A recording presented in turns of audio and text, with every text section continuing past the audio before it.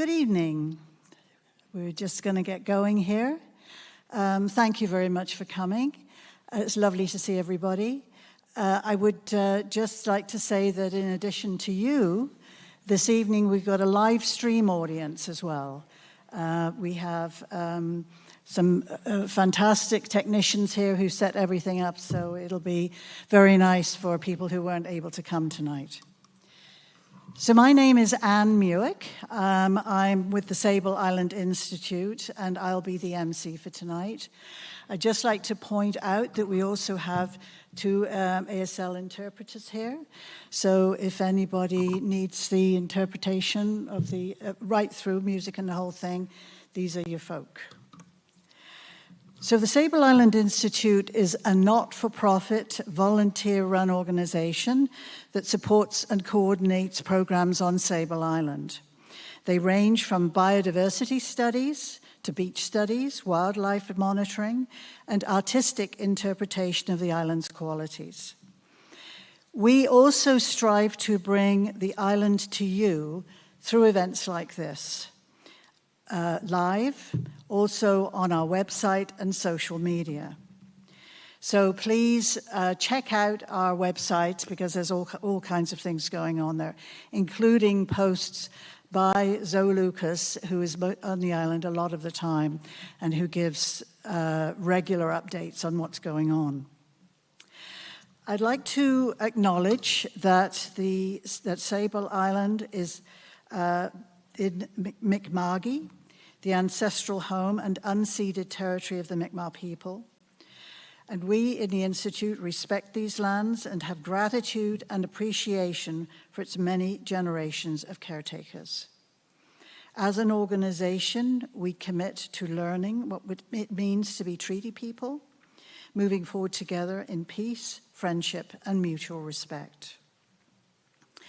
So just immediately before we get going with the presentations, I just want to point out, as you I'm sure know, there's washrooms back there.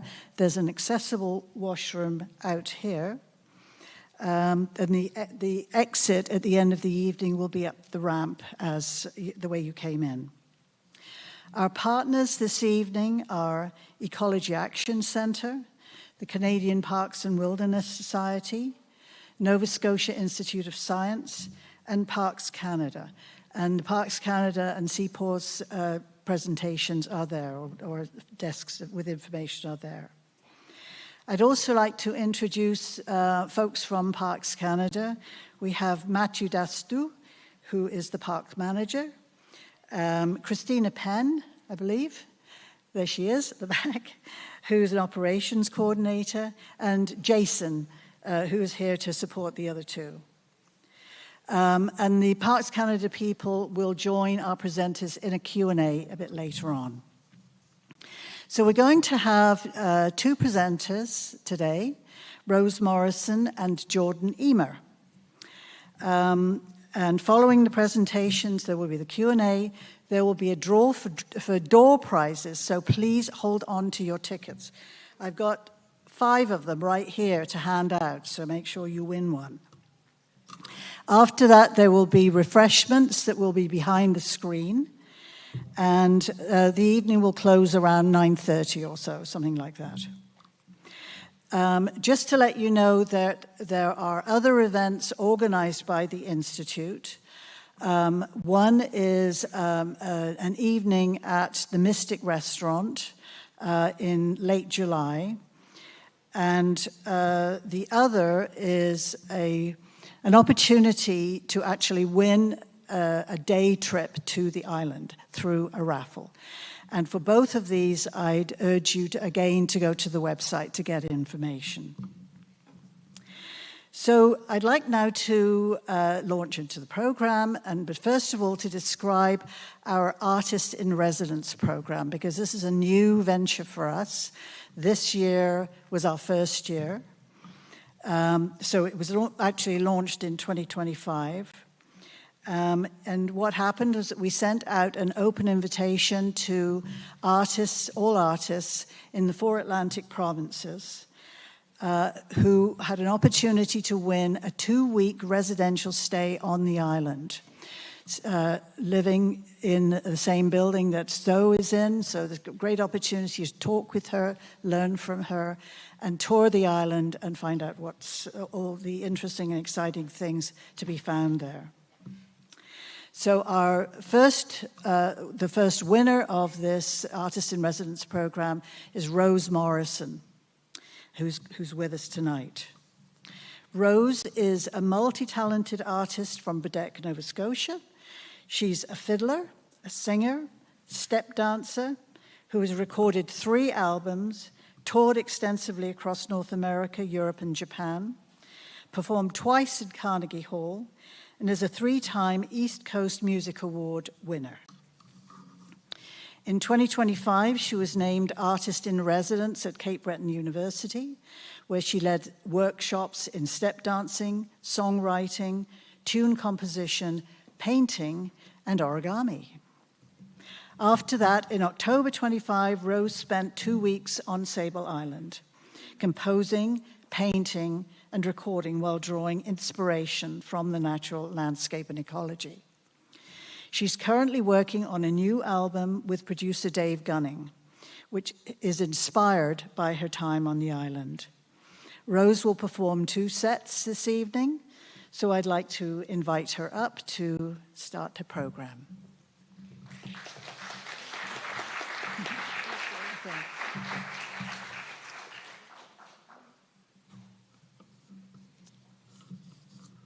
Good evening.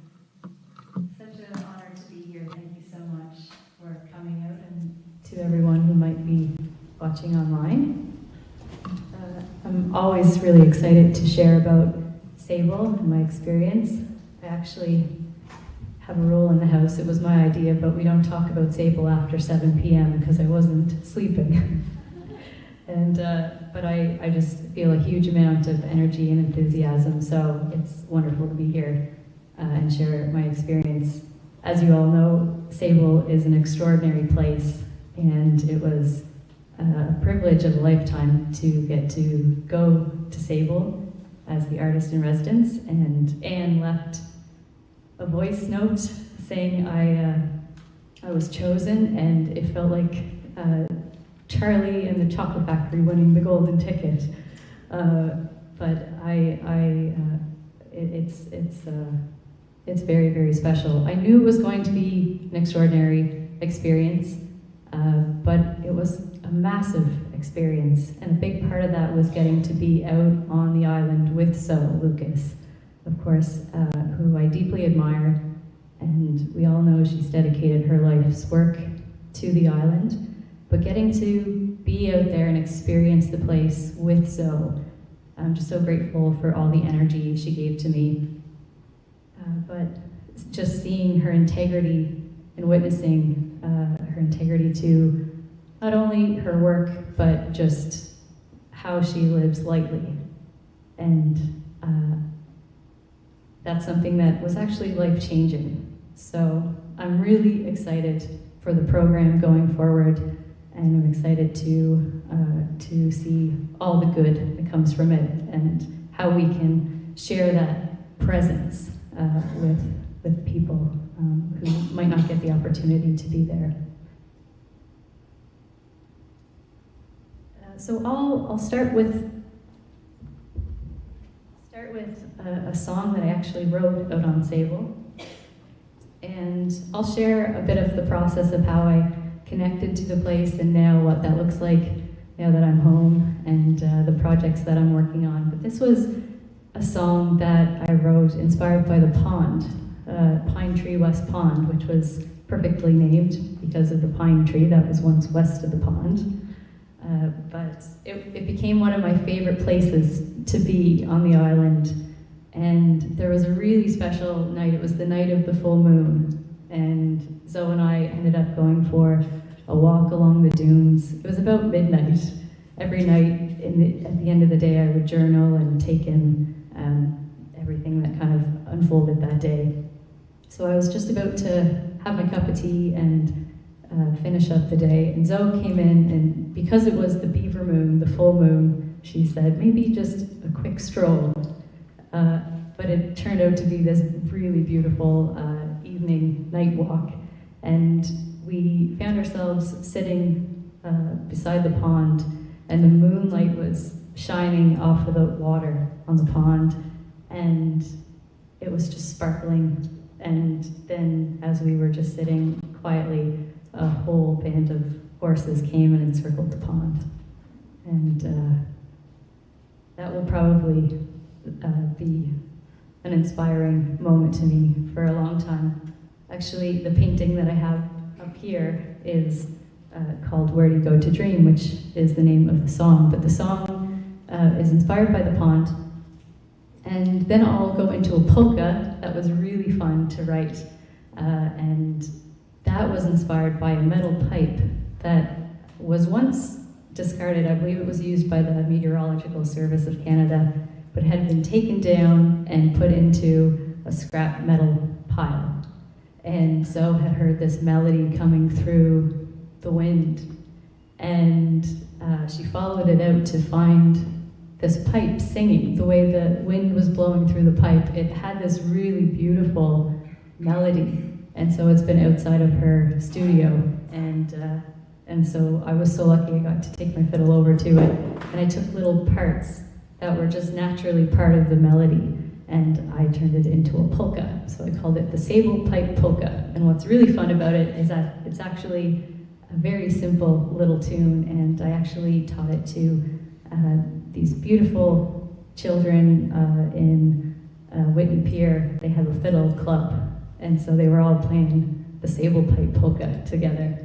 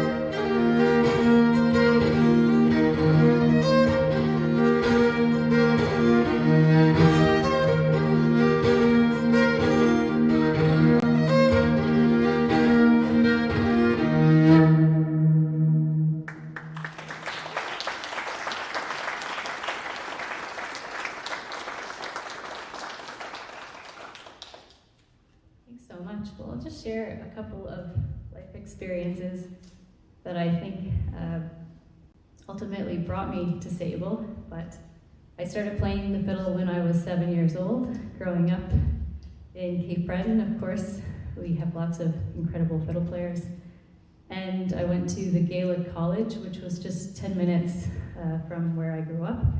And I had really special teachers there, Buddy McMaster and Jerry Holland, to name a few. And it's you know, when you're 7, I don't think you, I certainly didn't choose the fiddle thinking it was going to be a bit of a compass, but it's something that has brought me to the most incredible people and experiences, and I feel very blessed that I've had this fiddle. And I was just talking about this fiddle, but my grandfather bought me this fiddle when I was 11 years old, and we watched it being made together. It's made by a fiddle maker, Clay Carmichael, from Cape Breton, but the wood from the fiddle is actually from Big Bedeck, which is now where I live, and where my great-grandparents settled. And I actually own my great-grandmother's rocking chair, and so it was her son that gave me the fiddle. So I sit in my great-grandmother's rocking chair and play the fiddle that her son gave to me, made of wood from Big Bedeck. So, but I started playing professionally when I was about 11 years old, and then I was offered a job on a sailboat in Finland in my early 20s, and I didn't know how to cook or sail, but I've often been given opportunities before I've been ready for them. So I spent 3 years living and working at sea, and it even felt, going out to Sable, felt like I was going to sea, even making the provision list, and I was really prepared for the wildness of the place, and I was excited about the wildness of the place, but ultimately what made Sable have such an impact on me was its gentleness and its fragility and the balance and the stillness and the harmony that is just experienced. And for anyone who's been out there, I think they know what it is I'm talking about. But after sailing, I went to West Kerry in Ireland, and I actually just flew in yesterday. I spent 3 weeks in Ireland reconnecting with friends and playing music, but it was the most time I had spent around dunes. And so it was funny when I went out to West Kerry, I felt this kind of strange, familiar feeling, and I think it was because of being in West Kerry. But the dunes, I think maybe is what inspired the polka, because in Cape Breton we have a few polkas, but in West Kerry that is the type of tune that they dance to. So I just thought it was interesting that a polka is what actually came out of the dunes, maybe, I'm not sure.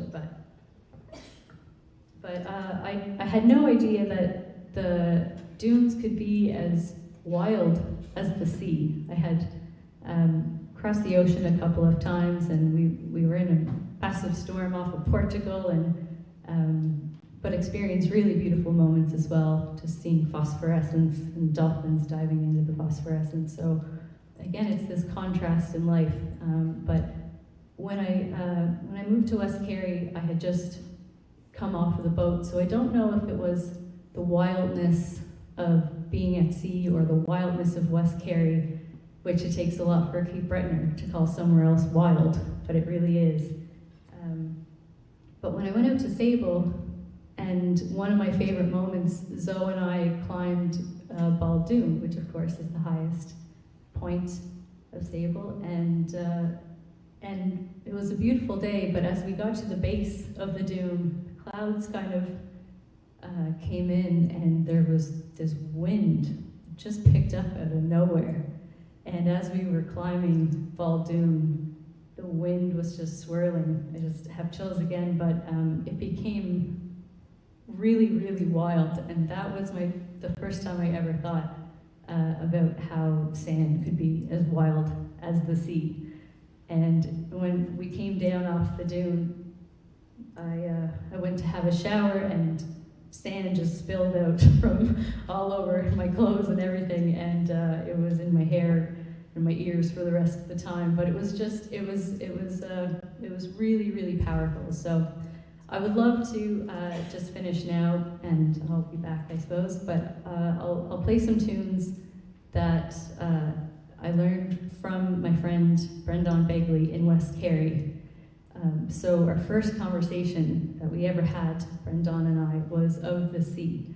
And I feel like you can hear it in the music. But since Sable, something that's kind of technical, but I've tuned my fiddle down to a lower tuning. And whenever I can play it in this tuning, that's what I prefer. It's kind of a little bit more growly, but that's since Sable.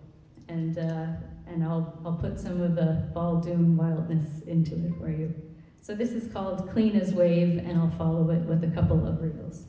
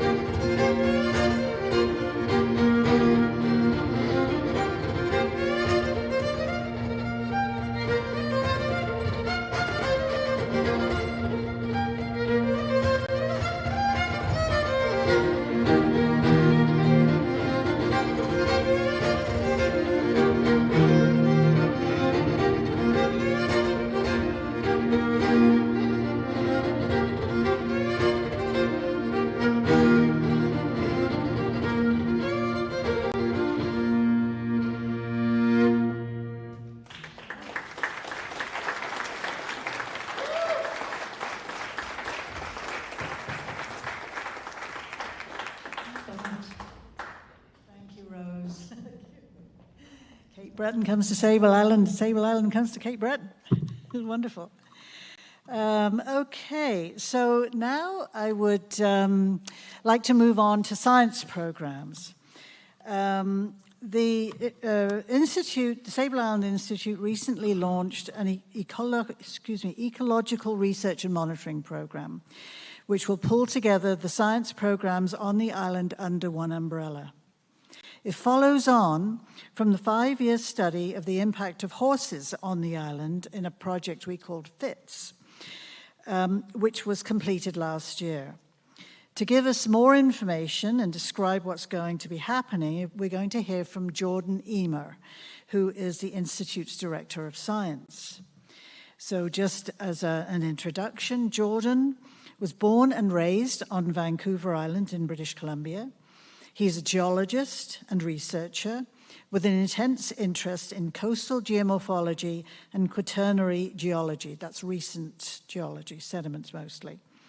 Initially, his work focused on the coastal areas of BC, where he worked in many areas, including Haida Gwaii, the Hakai Protected Area, and Western Vancouver Island. His focus was on supporting coastal restoration projects, climate change adaptation, and coastal evolution since the last ice age. And all of this is relevant for Sable Island, of course. From there, he moved east, joined Parks Canada in 2017, working with the Sable Island National Park Reserve on operations, and while there was given the opportunity to spend 8 to 10 weeks at a time out on Sable, where he was quick to appreciate and the interesting science that could be done on that remote outpost right out there in the Atlantic. In 2019, Jordan joined the Geological Survey of Canada at the Bedford Institute of Oceanography. And tonight, Jordan will present highlights from the past year of science and monitoring activities, with a focus on the geological history of Sable Island and the development of the ecological monitoring program. So I'd like to introduce Jordan. Here he is.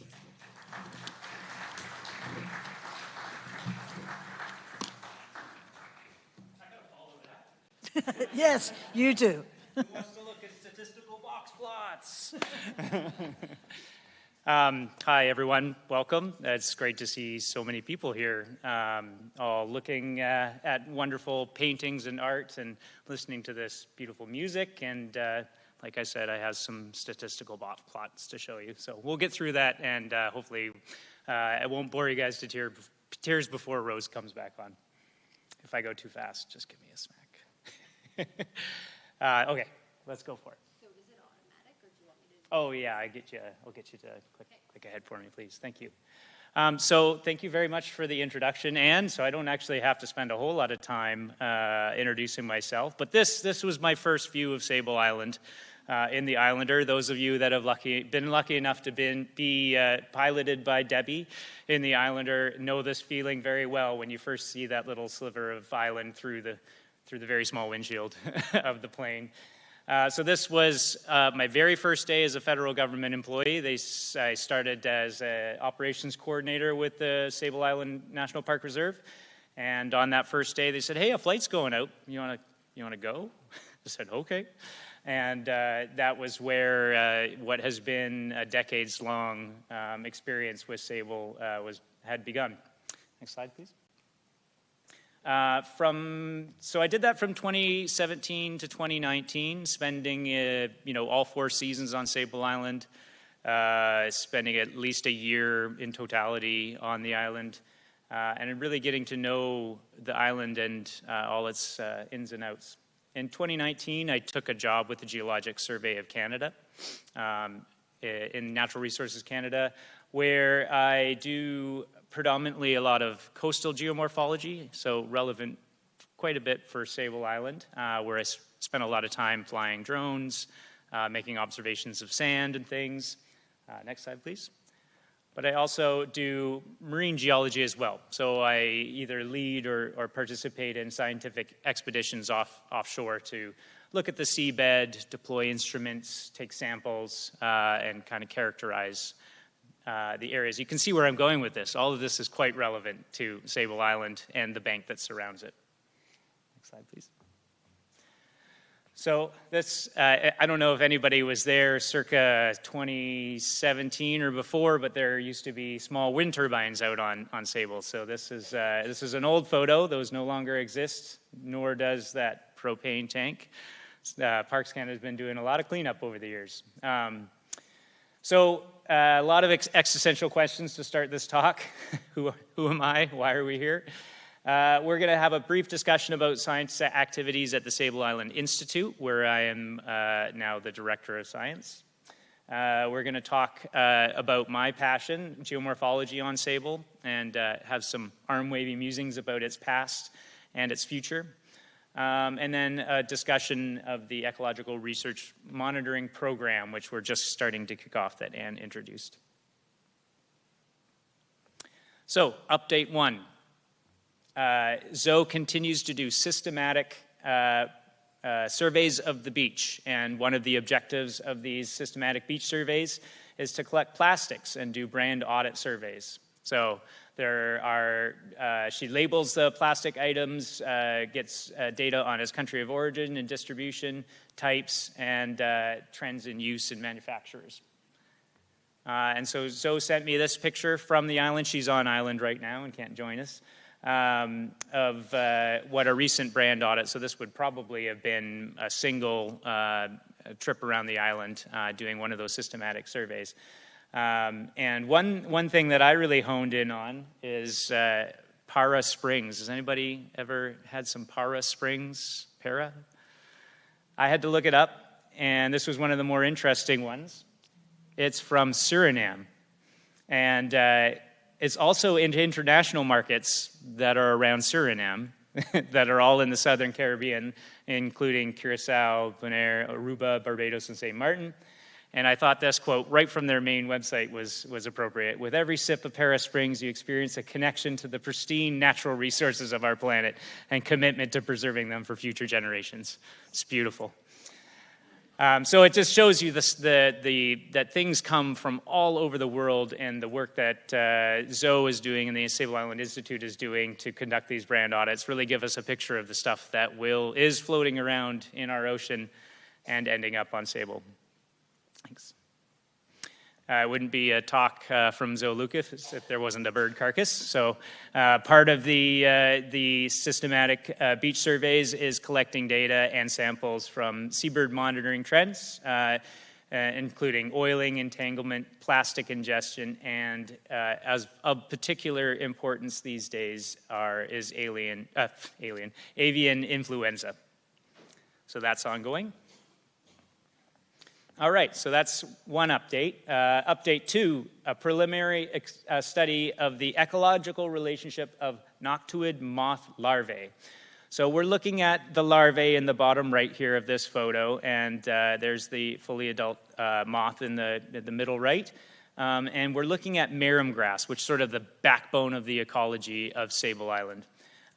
This particular marram grass stem is, you can see the yellowing as you go up from the base up towards the top. This is dying. So this has been grazed by the noctuid moth larvae, and they like to eat the tender bits that are just under the surface of the sand. And what that does is it leaves all that standing biomass up above, and you don't have evidence of that grazing until the grass dies off. Next slide, please.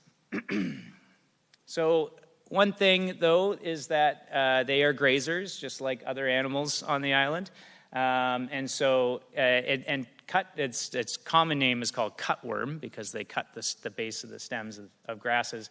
And it's considered largely a pest in agricultural scenarios. So it also can play an important role in the ecological integrity of the island, and that deserves further study. Can anybody think of another potential grazer on the island that deserves study? So it's important that we're not treating them as pests, and we examine the role of their niche in the ecology of the island as well. As Anne mentioned, the Fences in the Sand has concluded its 5-year study, and this is where we get a bit stats heavy. If you guys aren't familiar with stats or box plots, I'll just give a brief summary. The report is in its draft stage, and a lot of these results are still being worked up. So I'll just give you a few snippets of the results. But just to introduce the project itself, the fences were used to exclude horses from small portions of the island, along with control plots nearby, so we could study the effects of areas that may not have horse grazing in them over those 5 years. So, with focus on a few key ecosystem components, we could look at things like terrestrial plants. And one of the findings over 5 years was that biomass, so all the living stuff, vegetation, in the places that were excluded from horse grazing was significantly higher in the exclosures than all the controls, which is kind of what you would expect, but now we have some data to show that. Interestingly, the species richness in the diversity of those species inside of the exclosures was statistically non-significant, but the composition differences between exclosures and control sites, in particular in the dry shrublands community, so like the heathy sort of shrubby stuff, was significantly different. These are some drone shots of the start of the program, and then after 5 years is on the right. And what you can see is a significant greening up or reestablishment of vegetation in and around a pond area, indicating that the lack of grazing has allowed that vegetation to establish itself around the pond. And one thing of note, if you look along that sort of southeast boundary of the exclosure itself, you notice the vegetation grows right up to the edge of that, really indicating the effect that exclosure has. Thanks. Water quality changes, we were really expecting to see quite a difference. We measured the concentration of E. coli, nitrogen and phosphorus, but there was actually no significant trends indicated in any of the water quality samples throughout the 5 years. But pond vegetation, so vegetation around the edge of the pond, the heights of those vegetation increased significantly across all transects, as well as the number of pond plant species at one site in particular, the one way at the left here. Those blue boxes are the exclosure, the boxes, and the number of plant species increased dramatically over the study period, but a bit of a mixed signal with the other plots as well. It does not appear that horses have a direct impact on bacterial richness or diversity in soils. There's no significant difference between the exclosures and the control sites, although there was a decrease in ammonium concentrations between the control and impact sites. So a decrease in ammonium, it's horse pee. So there was a lot less horse pee in the exclosures. Okay. I think this might be the last one or two of these, promise. In terms of invertebrates, those noctuid moths, the sand wainscot moth, were significantly reduced in exclosure sites over the period of the study, which was interesting. And the diversity of invertebrates was significantly greater, so a lot more bugs.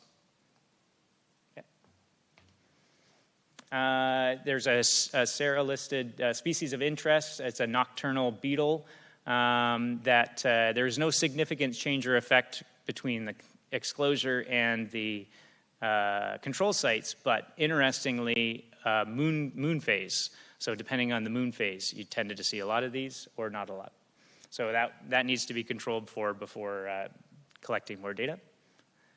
And then there is a SARA-listed species at risk. This is also a nocturnal beetle, and there's very little known about it. So this was just an opportunity, not necessarily to monitor it for the exclosures, just to document their behavior and perform some experiments to just learn a little bit more about this species.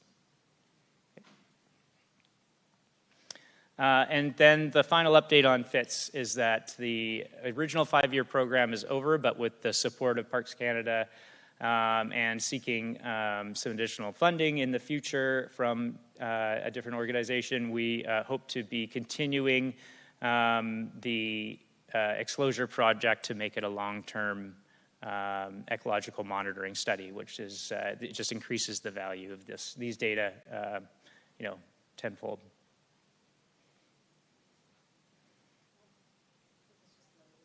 Okay, now we get to the good stuff. Sand. Okay, so I'm going to give you a bit of a primer on the geology of Sable Island. These are two maps. They sort of say the same thing. The one on the right is just a more up-to-date version. But what you're seeing here is the extent of Sable Island 13,000 years ago, or about 15,000 years ago. You can see the modern island is just that little white sliver right in the middle of that big, broad, either green or white expanse. So Sable Island about 13 to 15,000 years ago was, thousands of times bigger than it was today. And that's from changes in sea level. That's okay. That's from changes in sea level, retreating ice, and a lot of sand being deposited. So people have been interested in this geologic history of Sable Island. Thank you. And even more so, its modern history. So what we have on the top right there is the charted. There's some issues with how those charts are located, but the general idea is there that Sable Island has changed a lot since the 1700s, from an archipelago with outer islands and stretched off towards the west to something that hosted a big, large east spit and no west spit to something with west spit that wiggles and waggles. It does all sorts of interesting things over those hundreds of years. And around this time, people are really starting to map the land cover changes as well. Thank you. So when we look closer at those changes, we look at maybe even a smaller portion of time, we can really start to ask what happens when we look at that recent past, and what can we say about the future of Sable Island. We're looking here at a 65-year air photo record, and even more so than those charted changes, and these are really accurate portrayals of the island. You can see how it's shrunk from north to west.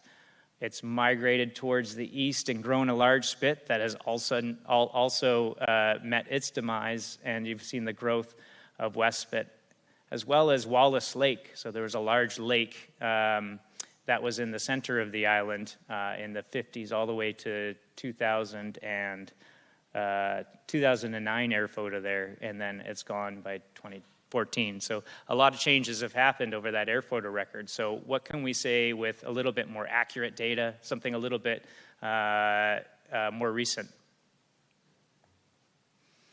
So over the last several years, we've been looking at those offshore areas, so where that big, large proto-Sable Island may have been. This is in 2024 from an expedition. You can see Sable stretching off in the.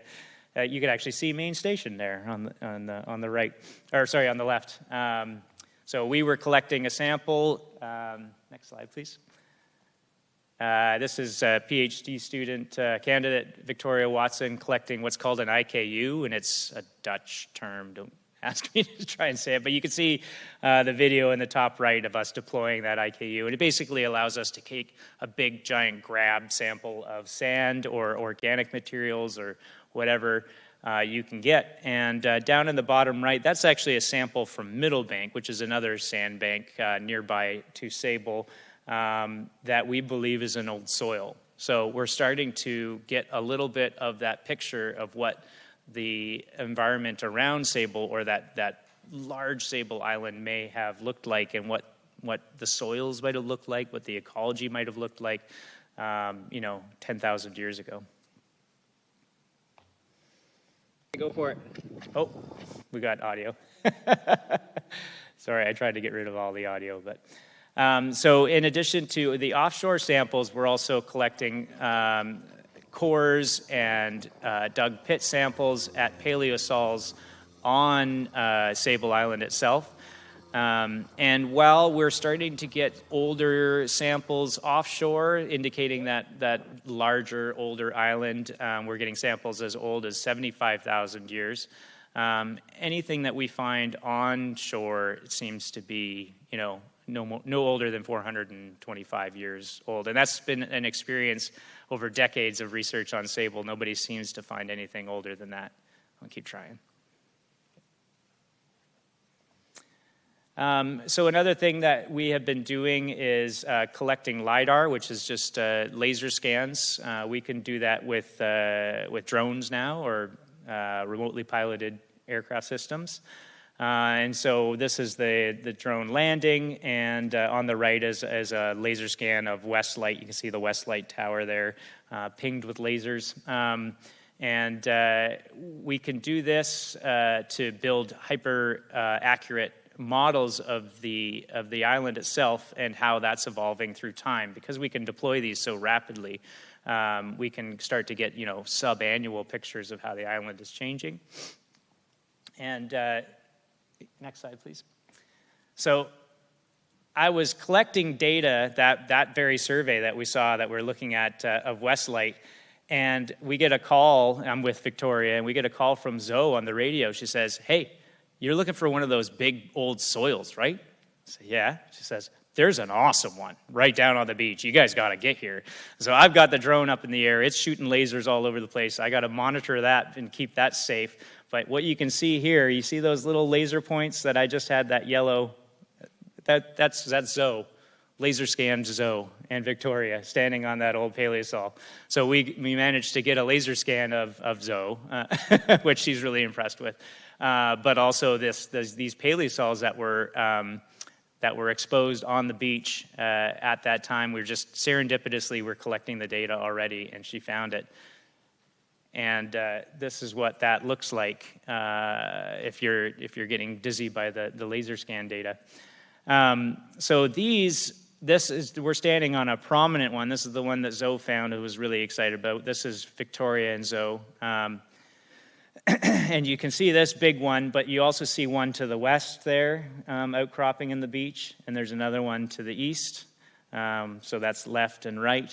And we actually found about 10 occurrences of this all along the beach, over several kilometers, all at the same elevation, all with a fairly similar character, sort of sediment character. And so we think this might be either a proto Lake Wallace. It might be evidence, I don't know if you noticed in that chart, but there was a lagoon in the center of the island, 400 years ago. This might be evidence of that. And what we think we might have is actually a whole record of you having bare sand, so just Sable Island beach, and then you have a vegetated dune forming. So you've got that grassy, rooty, rhizomy matrix being deposited in around the sand that I'm standing on there. And then there's another layer, we call it gitcha. You can just call it pond muck. And then above that is bare sand. So we might have the whole record of the growth and demise of one of these freshwater ponds that are so integral to the ecology of Sable Island. So it's really important that we document just how that came to be.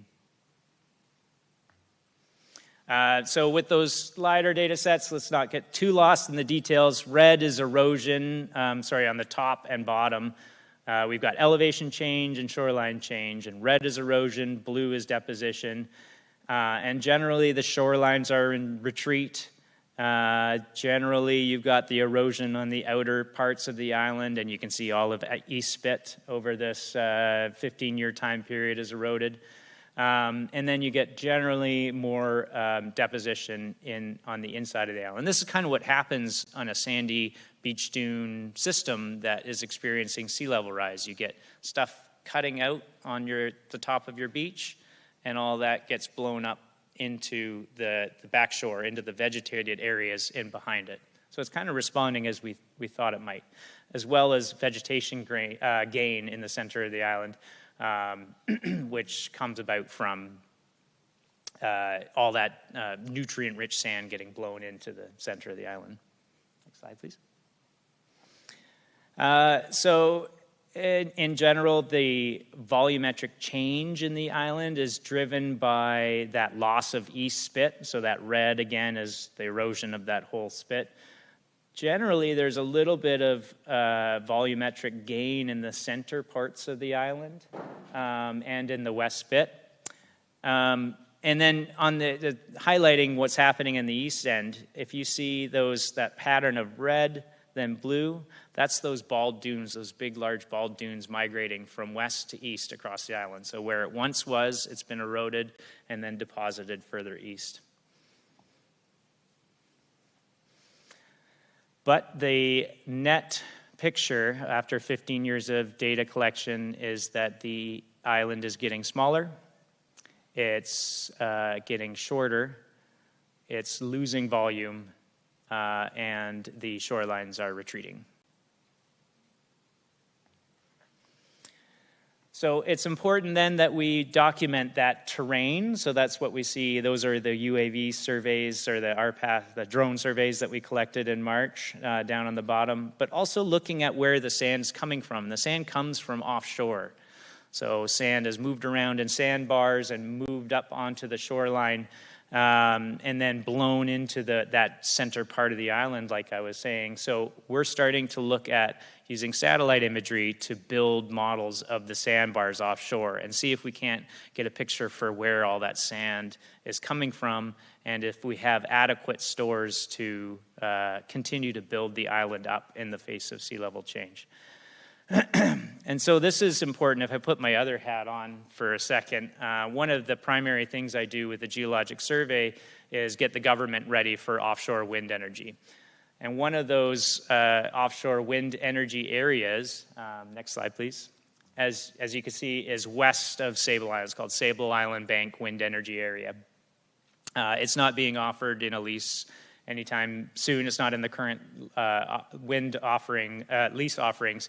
But still, this is a real opportunity for us to have a baseline understanding of Sable Island and its sediments, because if wind energy, like an offshore wind industry was to establish itself on Sable Island Bank in that wind energy area, that's upwind.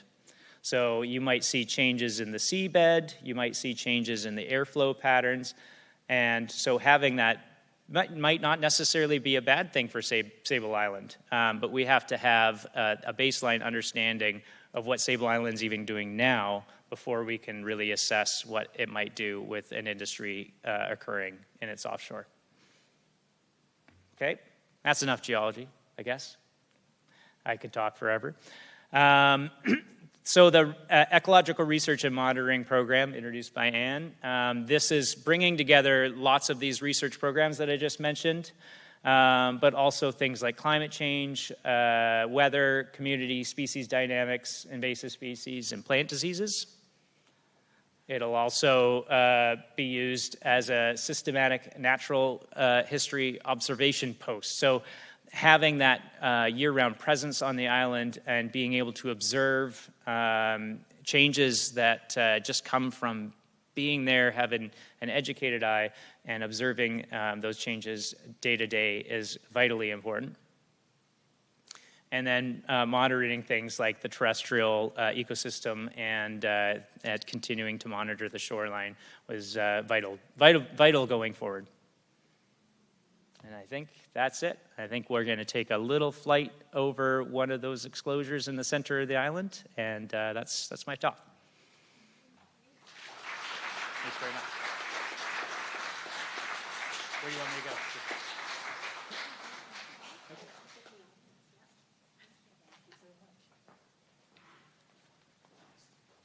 Thanks very much, Jordan. I just want to let you know that in the Q&A, Jordan, of course, will be available to answer questions. And if you're participating on live stream, you can put your questions in the chat and we will find them on the computer. So we will choose some questions from the live stream audience, as well as from the audience right here. And I'd just like to say that this wonderful technology has been set up for us by Atlantic Livestream, and we're very appreciative of their fantastic technical support. Yes, absolutely. Okay, so now I'd like to reintroduce Rose, bring her back for a second set. And Rose, I'd just like you to tell the audience a bit about the concert series you run. And okay, so she's an entrepreneur, this lady, does everything.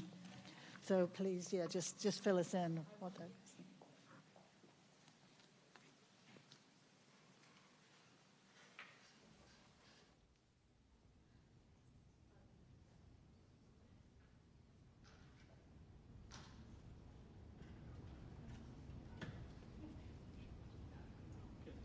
So I do run a little concert series in Big Bedeck, and it's at the beautiful Vickers View venue.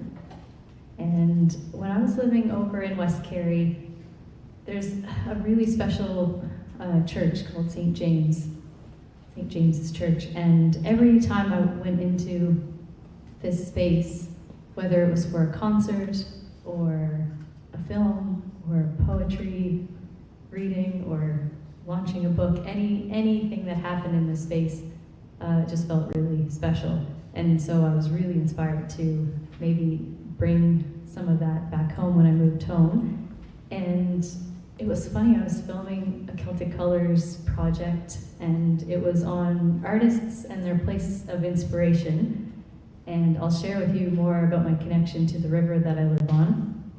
But it was February, and we needed an indoor location, and that's when my father-in-law said, what about Vickers View, which was just down the road. And I had said, well, I've never actually been in that space, so it didn't really feel authentic or something for me to film in there, but of course I learned it's my great-grandparents' church.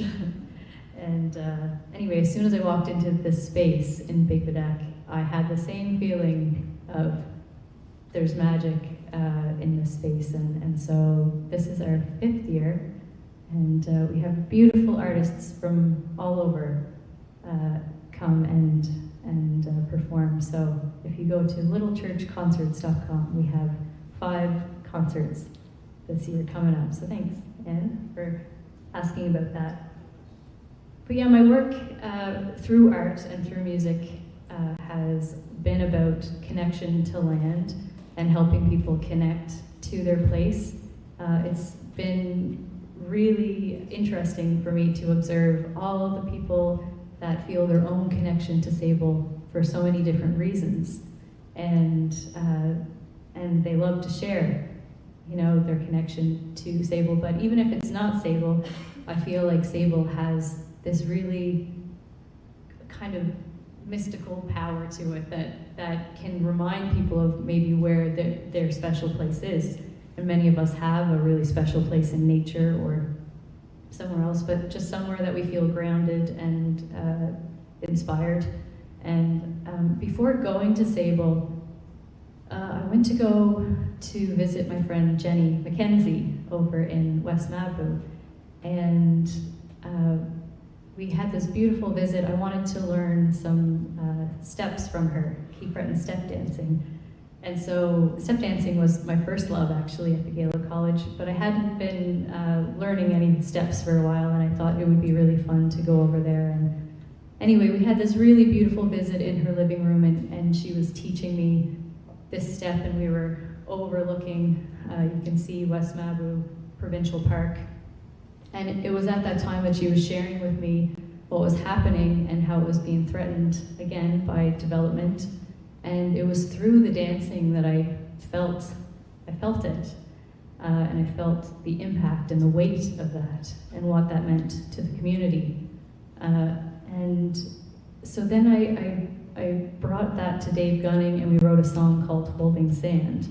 And then we performed it during Celtic Colors last year. But again, it was connection to Sable that it deepened my understanding of we have really special places that we need to look after, and places that fill us, fill our spirits and soul, and to just, gently invite people into kind of their space. I was just listening to an amazing podcast. Yo-Yo Ma was going around America, and through music was also kind of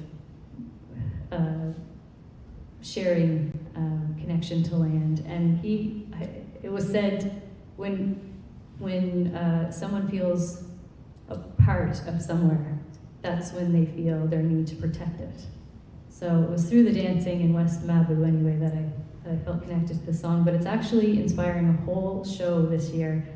Celtic Colors just released their program today, and we're bringing artists and musicians, dancers from Ireland and Scotland and Unamagi, Cape Breton, all together, and it's inspired by my time on Sable with Zoe, and just this deeper connection, maybe an older way, and learning what we can from our Indigenous friends. I actually have a really beautiful friend, Graham Marshall. He's a gorgeous singer and Mi'kmaq educator, and we were working together on a project. Well, we're still working together, but we started when I was recording the album The River She Knows, and that was all about my connection to the river that I live on and what it's brought me. And I was so excited to show them where I live, and when you spend time in a certain place, you get to know every rock and root and tree, and I just had this really intimate knowledge of this one little area down by the river. And so I was so excited to show Graham, and the first thing he did was walked over to the river, and he knelt down to the riverbed, and he took the shale from the bottom of the riverbed, and it kind of fell apart in his hand, and he rubbed it together, and it became this beautiful paint. It was a red ochre color, and he put his hand up against a gray stone, and it was just this extraordinary moment where within less than a minute he showed me a whole new way of connecting to the river and my relationship to it, which inspired a whole journey in painting. And so I started making paint from the natural pigment in the river, and that's always the first layer. Of course, couldn't do that on Sable, but I brought the river pigment from my home to Sable, which inspired the paintings. Again, it's all about connection, but yeah, I think even I loved hearing Jordan talk about the beach surveys that Zoe does and collecting the plastic, and I was so lucky to be a part of that. And it changes your relationship to plastic. When you spend time and direct your energy on anything for any amount of time. So it was funny, the day after I got home, I went into the cafe in Benek, Being There Cafe, and I wasn't planning on staying, grabbed a coffee to go and ended up drinking the coffee. And then when I was leaving, I was looking at my coffee cup and decided to take it with me, and they were all laughing, But anyway, it's something that, being out there and my relationship to plastic, whether it's unnatural or the natural environment. You know, when I started painting with the pigments, you only take what you need. You know, for the whole winter, I was down at the river and I was like, oh, I want to make sure I have enough paint for the winter, and so that's like a tiny little stone. And so again, I feel like Sable has this really incredible opportunity to bring that kind of mindfulness. And I know Lisa just had a beautiful show with her dance company called See Unseen, and again, just helping us all to reflect in a non-judgmental approach, I feel. But anyway, I'd love to, I'll sing a song that was off of my record, The River She Knows. And the pandemic brought me home, and I wasn't planning on living in Cape Breton. I was always really proud to be from there, but every time I would come back home after being away, I felt the pace was kind of slow, and I had a hard time fitting into that pace. But the pandemic, of course, changed our plans, and it just turned out to be the greatest gift. I started walking the river every day, and I had to cross a meadow to get to the river, and I felt something unexplainable. And I was just living out this dirt road in Big Bedeck with friends, and I didn't feel really connected to this area. But when I was walking the river, and crossing this meadow, I was just feeling connection in a deep way. And it wasn't until the neighbor said, you know, your grandfather made hay in this meadow for years. And I had no idea. And of course, I found out my great-grandparents, who I was speaking of, they were buried at the end of the road. And their parents and their parents. So here I had just gone, you know, far away for a while to come home and land out in Big Bedeck. So anyway, it's, I was living there for a few months, and someone who I went to school with was living next door, and he said he knew where the chanterelles were, so I thought that was worth the date. And a year later, we got married on the river. And anyway, our grandfathers were great friends, and I often tell the joke that we did our research and we weren't related. Cape Breton homework. Anyway, this is one of the first songs I wrote, Walking the River. All the songs came from sitting at the river, so I feel like whenever we open ourselves up to stillness and listen, it can change our relationship to the place. And of course, Sable, another great teacher.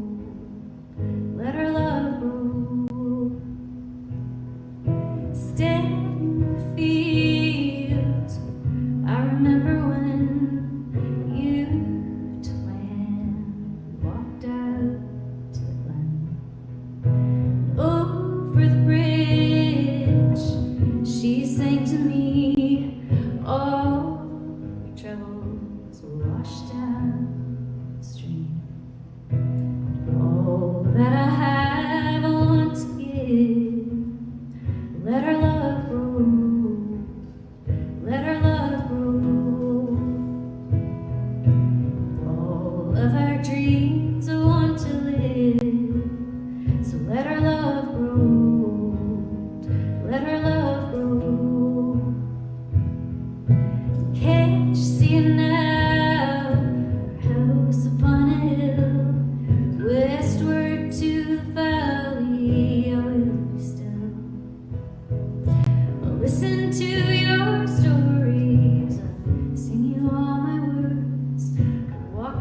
down to the river, they like birds. All that I have, I want to give. Let our love grow. Let our love grow. All of our dreams, I want to live. So let our love grow. Let our love grow. Have a little boy, have a little girl. We'll make a little fire mid-September. Raise them to be kind, good to all their friends. And how to say I'm sorry and make amends. All that I have, I want to give. Let our love grow. Let our love grow. All of our dreams, I want to live. So let our love grow. Let our love grow. All that I have, I want to give. Let our love grow. Let our love grow. All of our dreams, I want to live. So let our love grow. Let our love grow.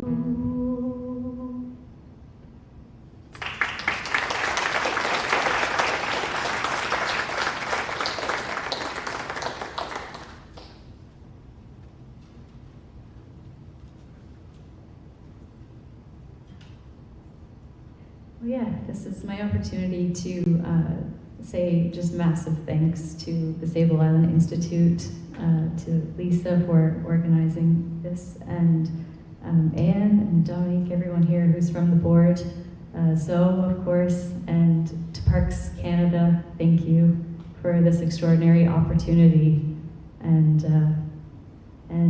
of course to the library and all the partners here, and for all of you for coming out. And I'm going to drive to Cape Breton after this, but it's past 7 o'clock and we're still talking about Sable, so that's going to get me all the way home.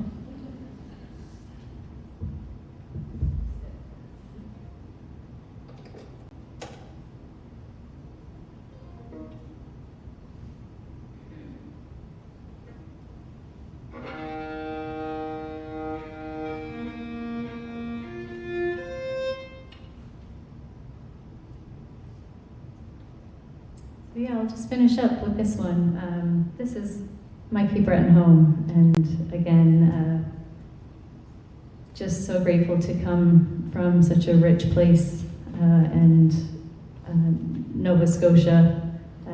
Sable has just been such an important part of the history of Nova Scotia, and I'm just so grateful that the work that I'm doing and the music and the conversation gets to focus on really how spectacular this place is, and ultimately just kind of open up the conversation. I really do believe the integrity to the little things. There's a really beautiful moment with Zoe. Again, she showed me this little tiny beetle.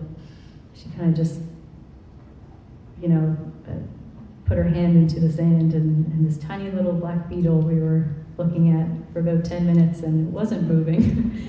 And anyway, then it started to move a little bit, and we looked at it for a while, and then we gently put it back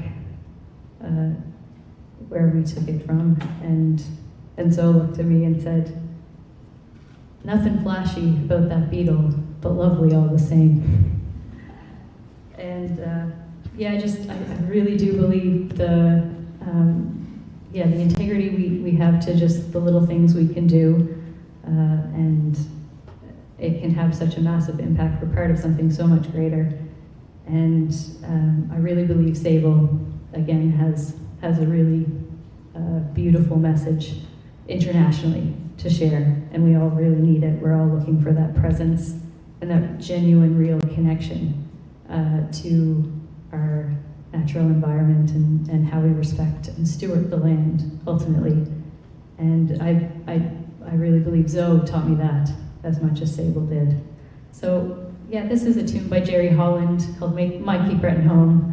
And then I actually have just a couple photographs that Zoe took that I'm very grateful to have with my time out on Sable. So I'll talk through those a little bit, but thank you.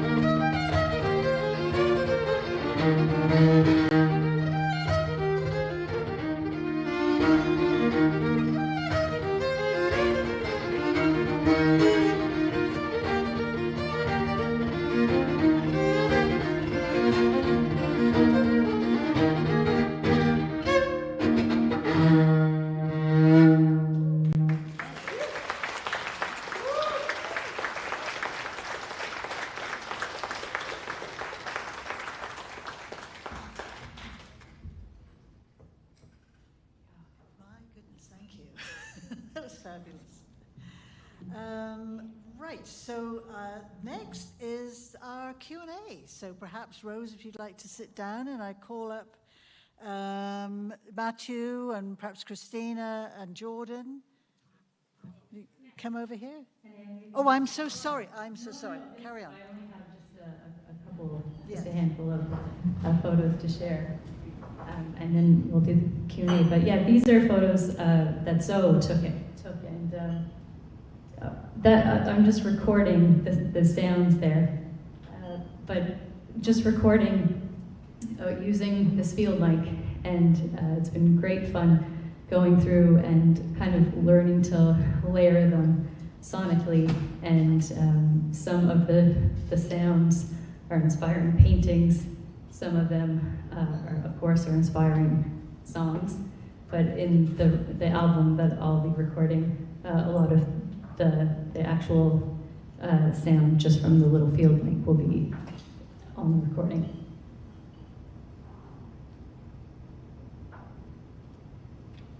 So this is, you can see the seals, and I'm just recording the vocalizations, and Zoe and I were sat there for a good couple hours, I think. This is the pipe that inspired the polka. So, yeah, nothing flashy, but lovely all the same. But I'm just listening to the actual melody there, and kind of pulling the different notes, and that's where the tune was written. This was the painting, the only painting that I made a couple of paintings. This was, the first one was a gift to Zoe, but this one is Sable from Sable, and so it's the natural river pigment from the river I live on, acrylic and pastel. And that is Where You Go to Dream, so that's one that I made coming home. And that's the full moon on Sable, and this one will actually be part of the fundraiser at the Mystic. So this is, if you go to the Celtic Colors website, this is the show that's happening on Wednesday, October 14th, and it's going to be in Mablu, which is really, really special. But it will be inspired by Sable Island. The photo that we used is that night that Zoe and I went walking, and she grabbed that picture. That picture is actually, well, it's maybe lightened a bit, but it's just naturally kind of bright from the light of the moon. And I was in a little night dress because, like I said, I was going to bed. And this is my favorite photo taken on Sable, and that's with Zoe, of course, who I'm very, very grateful that I get to call a friend. I think that's it. Thank you so much.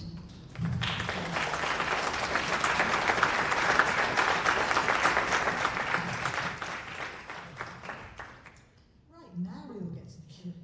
So if you'd like to come up, Matthew.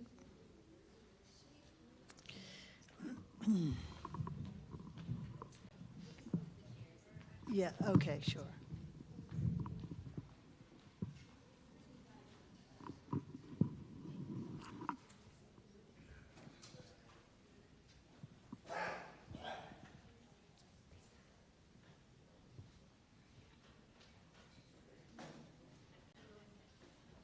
So we just get ourselves organized here a little bit.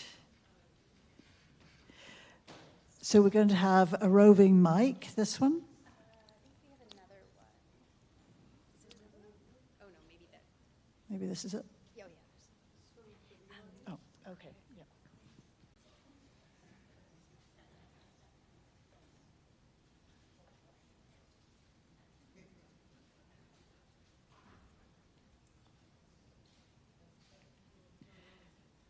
We were just wondering if you might like to do the door prizes first. Because we got 5, and there may be people that have to get going. So why don't we just do that quickly? Get your tickets out, and I'll just tell you what we're giving you. There is a beautiful book by Deborah Garside, a book of horses, absolutely gorgeous. and also note cards with photography by Damien Lidgard, and a sticker for Sable Island you can put somewhere useful. Anyway, we have 5. So do we have the... Dominique here has got the numbers. Who wants to draw? Rose, do you want to draw?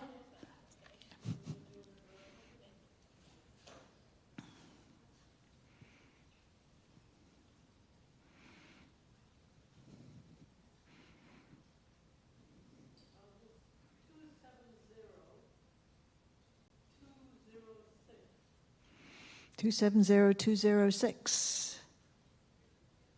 Oh. No? Oh my, all right. Person went home.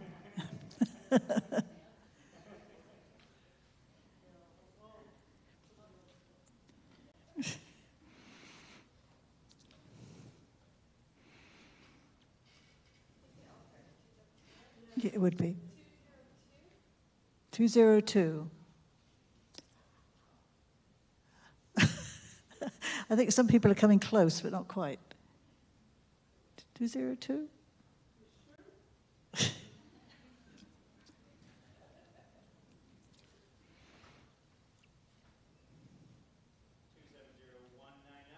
$199. Whoa, we have a winner.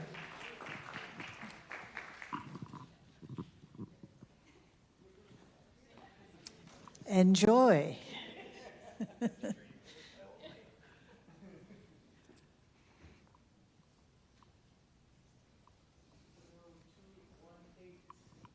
Two and 8.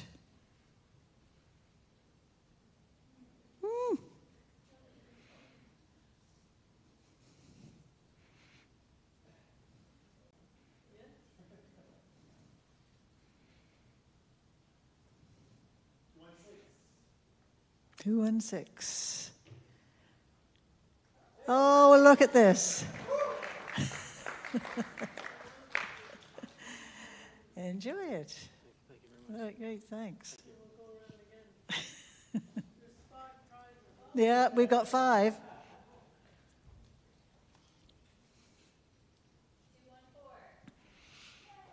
Oh.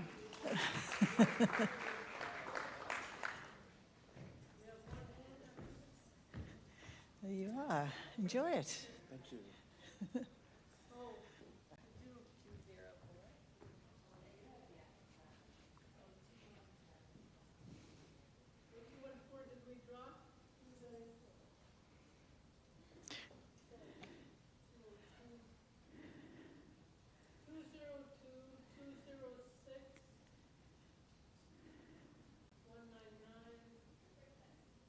Oh. Oh, yeah. Oh, yeah. 204. Yay! Oh. Thank you. All right, one more.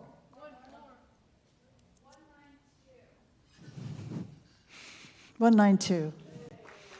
Oh, look at this.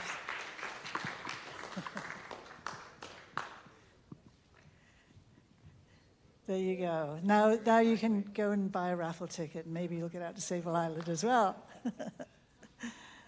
Great, thank you very much. Enjoy those books and the cards. It's absolutely gorgeous photography. Okay, so now we'll move on to the Q&A. We have Matthew here, who's park manager, Christina, who's an operations person, Rose, and Jordan. So lots of expertise up front. Does anybody in the audience have a question to start off with? You do? Okay. We've got a mic. Is that one working?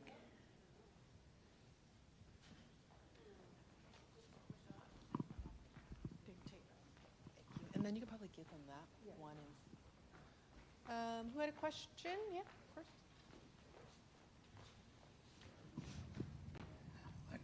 course. My question is for Jordan. The fencing study, I know you're still studying the results, but has what you've got so far suggesting any policy management conclusions?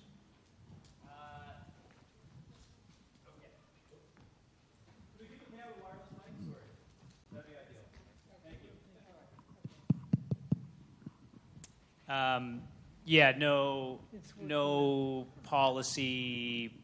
I mean, as a scientific body, we wouldn't be making policy recommendations anyway. We would just be doing the scientific work and describing the results.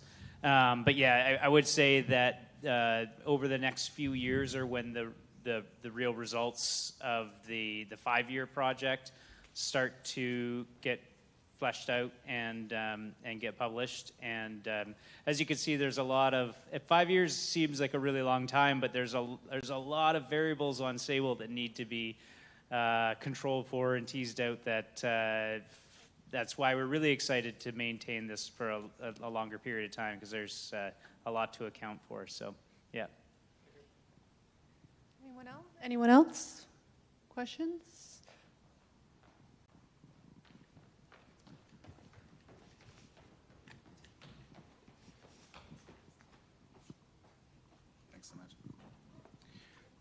I guess I have a two-part question. So part one, in terms of the budget provincially and all the cutbacks, has that affected anything related to Sable? And then I guess part two of that question, what's the easiest way that someone who, can't rent a helicopter or whatever the case is, experience Sable? Like, is there some form of museum or some type of,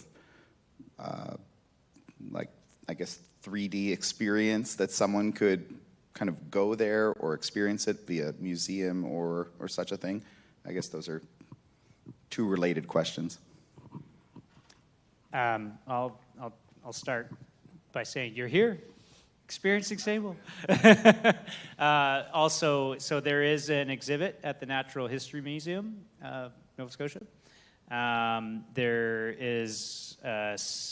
There's a Google Street View tour you can do of Sable Island. That's on Google Maps. Sable Island Institute is working on a virtual experience as well. So that's kind of a stay tuned sort of experience that we're working on. And the webcam project. So we're working on a live stream webcam, one that may or may not be controllable so you can pan around and look and identify things and see changes on the island. So that's all in the works from the Institute. Parks probably has lots to say on that. Yes, on the virtual experience, you can also on YouTube. We do have a new, if you do a search, it's Sable Island 360. We flew over sections of the island with a 360 drone. So starting from west to east, and with the nice thing with that technology is you can actually look at the video and you can pan left, right, and all around. So you really have a bird's eye view of the island. So that's one of the other virtual experiences that are available to people.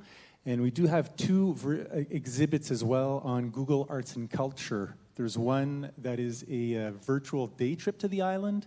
So we really want to give people a sense of what it is to get out there with your air service provider, if you get there by sea, for those who are fortunate to be able to get out. And what do you see when you get there, from main station to seeing West Light, to seeing Baldoon and all these different regions and the animals that you'll find along the way. So those are pretty much the main virtual experiences that are presently available. And it's really part of Park Canada's management plan to keep on developing them, because we do realize that it is challenging for people to get out there. And to your first question on the provincial budget, it is a federal site, so it doesn't really have an impact on the way Parks Canada operates on the island. So, thank you.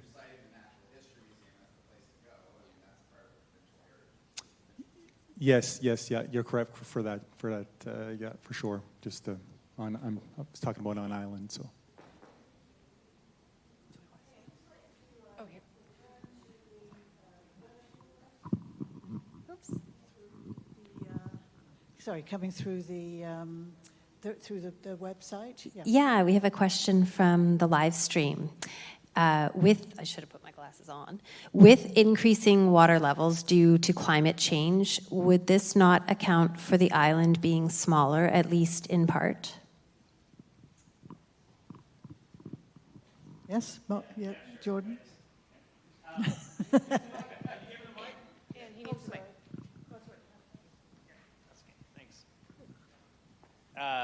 Yeah, absolutely. So I did mention when we were looking at some of those maps that the island is actually growing up in the center of the island where the vegetated parts are and are shrinking sort of aerially, so the shorelines are receding. And that's kind of a textbook response to rising water levels. A sandy beach dune system or an island like that will, given the space in behind the beach, will always aggrade and grow given that space in behind the beach and adequate sediment supply. So that's why we want to study the sediments that are on the bank and around the island to see if that we can maintain, or if that sediment supply is going to be maintained to allow the island to respond in its own dynamic way to rising sea levels. Anyone else with a question?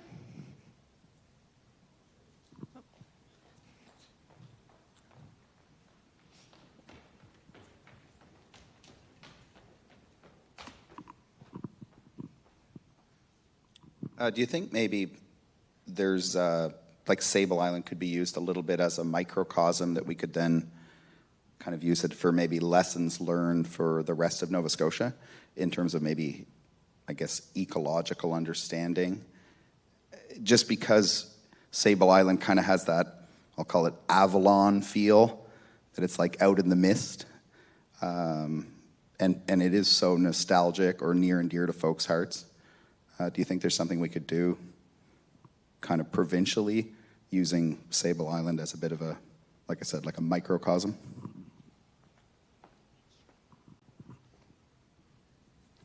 Yeah, I think Zoe Lucas that frequently brings up Sable Island as a special and very unique place that deserves all the attention and study that it gets and more. It's a bit of a double-edged sword in that it is a unique place. So it's hard to draw analogies to other coastal sites, for example, in Nova Scotia. But what it does have going for it, and I mentioned earlier that there's so many variables that it's hard to correct for, but it is also a bit of a natural laboratory in that it is isolated from many of the different things that you would experience, say, on the mainland of Nova Scotia. So kind of it's like an experiment, whether it wants to be or not, where we've controlled for a lot of those variables just by location alone. And so, yeah, we can maybe isolate and sort of turn those knobs and press those buttons and kind of learn some lessons about specific things that we might not be able to learn about on the mainland coast itself and apply them just in that sort of isolated way. I don't know, maybe I talked in circles around myself, but do you guys want to chime in?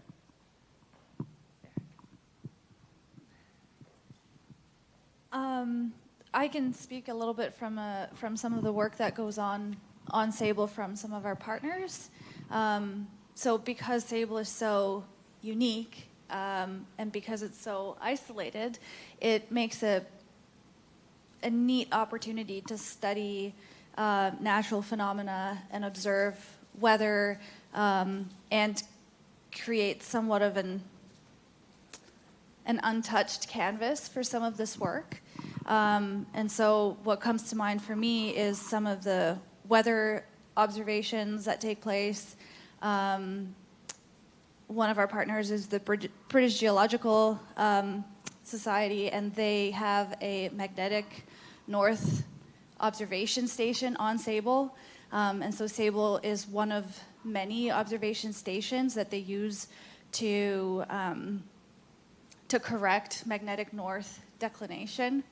There have been other researchers that have come out to Sable to study the horses for their unique and isolated environment, because you remove all of these other factors that you can just study one thing. But then, as Jordan mentioned with the Fences in the Sand project, you still have so many other factors that are Sable unique, Sable makes a really interesting living laboratory to look at some of the stranger phenomena.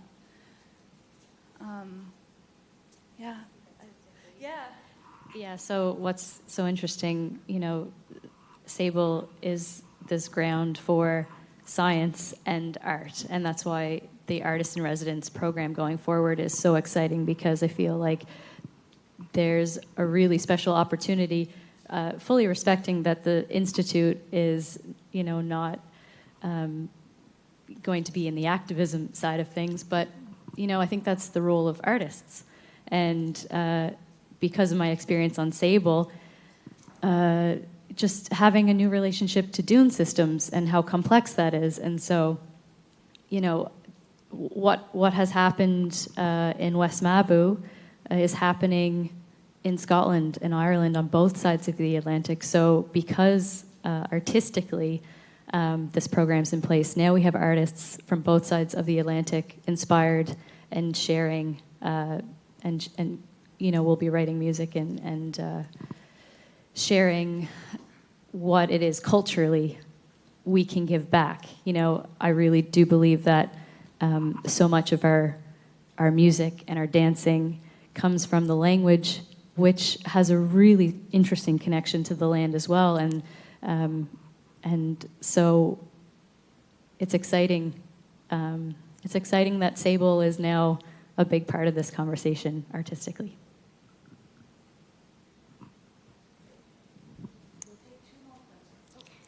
I have a question for Rose. Right. Yeah. Rose, you mentioned that you spent 2 weeks on Sable, but I'm thinking you are an artist in residence for a year. So what other things will you be doing during that time? Yeah, so I was there for 19 days. The program is for 2 weeks, but of course Sable has its own agenda. And I was delighted to have a few extra days because of the storms. What I am really grateful for, the overall residency gave me a lot of freedom, as far as there's no pressure on the other side of what had to be created. We certainly agreed to a few different kind of discussions and presentations, but getting that freedom, so I was given this time to just be present out there, which is a really unique experience. Often with residencies, they can be focused on the outcome. And so, of course I did play some music and paint, but getting to be out there and just experiencing all that I could take in, I felt like that was the most valuable use of my time. And again, being with Zoe, so I took all of that back. And so, I knew it was going to inspire music, but of course it's an album, it's a show now with Celtic Colors, and I'll also do an exhibit with the paintings. And Zoe so generously gave me paper that was used by the Meteorological Service of Canada in 1986 to document the flight of the weather balloons. So I'm making paper cranes, and that will be an art installation. So it's just I don't think 3 lifetimes would be enough time to create the inspiration that I was given in 2 weeks, 19 days. So again, having more artists go out there, I do feel like it's a well of inspiration. And so the more we can artistically share that with people, as well as the science, it's like no other place in the world. So thank you. So we're going to go to a question online, but I just wanted to see how many questions there were left from the audience. If you could put your hand up if you had a question. Okay, so we'll do one online, and then we'll go to the audience, and then we'll call it an evening. Okay, I think this is probably for you, Jordan.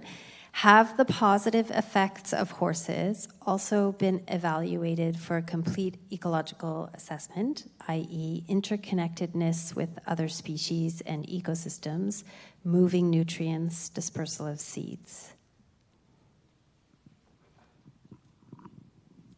Yeah, so I suspect that's directed at the fences in the sand program, and I think that the overarching answer to that question is we're not evaluating a positive or negative effect. We're documenting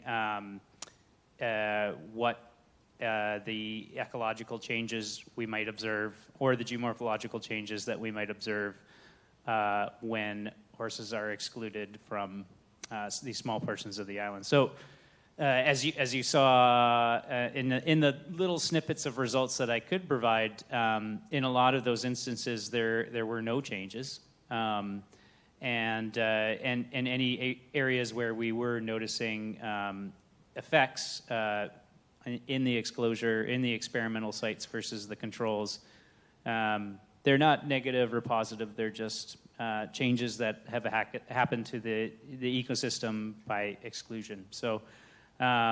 Yeah, there are lots of instances where nutrient cycling could be benefited by horses grazing and then, do I say defecating? I mean, nutrient cycling we'll go with. So there's lots of ecosystem benefits provided by the horses, as well as documented changes to the environment, across the board. So, yeah, and that's the long-winded answer. The short answer is we're not labeling things as negative or positive. We're just documenting those changes themselves. I have a question about the horses and the other creatures on the island. Have the horses adapted over the years? And are there any unique species on the island that have been identified? Insects, birds, etc.?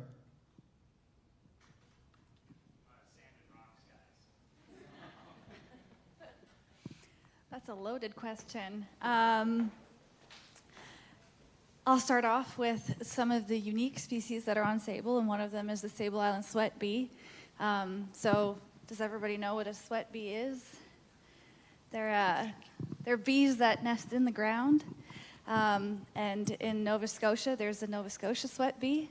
But on Sable Island, amongst the Nova Scotia sweat bees are the endemic Sable Island sweat bees. And there's a teeny tiny way that you can distinguish them by looking at them under a microscope and inspecting the punctures on their backs. So there's been some work to observe the Sable Island sweat bee. Our ongoing monitoring program looks at moth species, and then, of course, Sable Island Institute is interested in the cutworm that Jordan talked about. The horses are the talk of the town. So the Sable Island horses are a unique species of horse on Sable Island. You don't find horses, you don't find the Sable Island horse outside of Sable Island. And over the years, they have adapted. So the horses originally came from elsewhere into Sable Island, and they have been naturalized species now.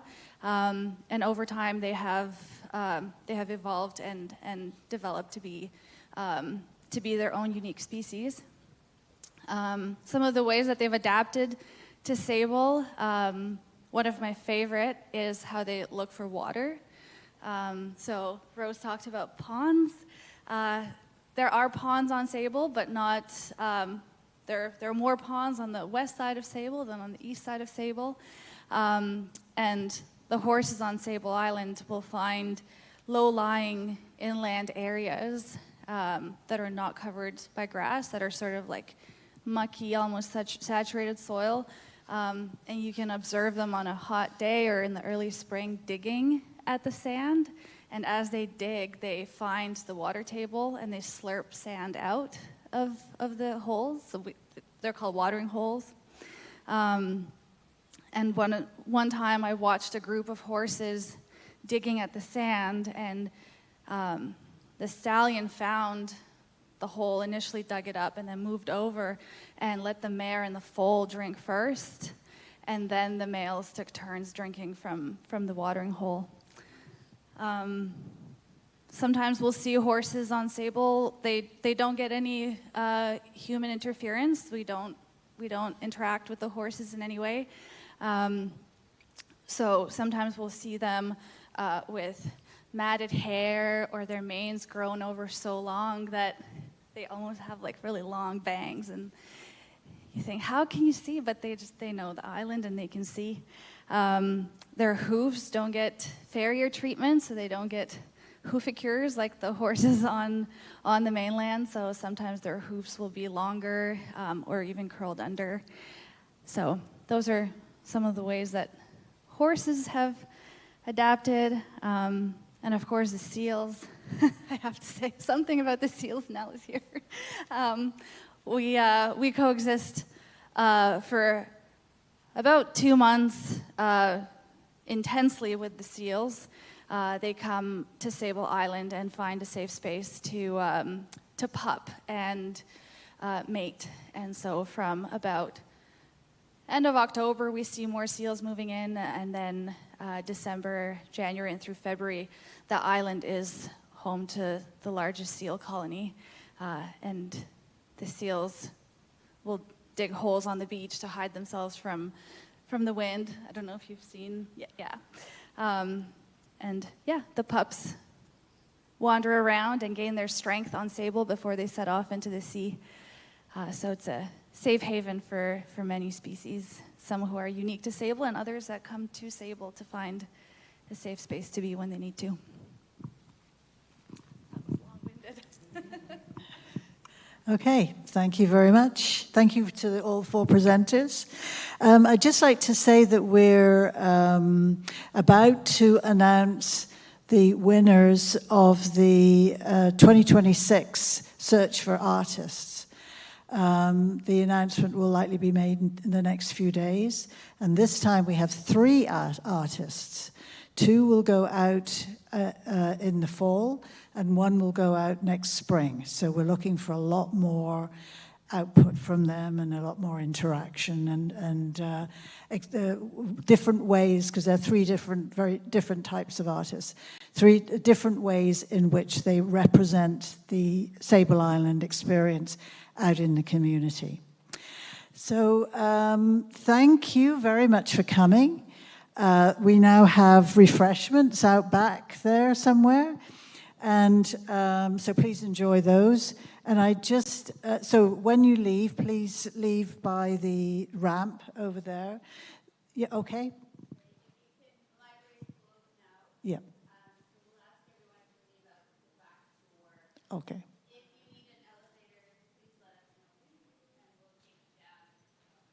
Okay, so if you leave out the back door, somebody will be there presumably just to make sure everybody gets out. Nobody's stuck in here overnight. Great, well thank you very much. It's been very enjoyable and very informative, and I'm so glad we could share it with you.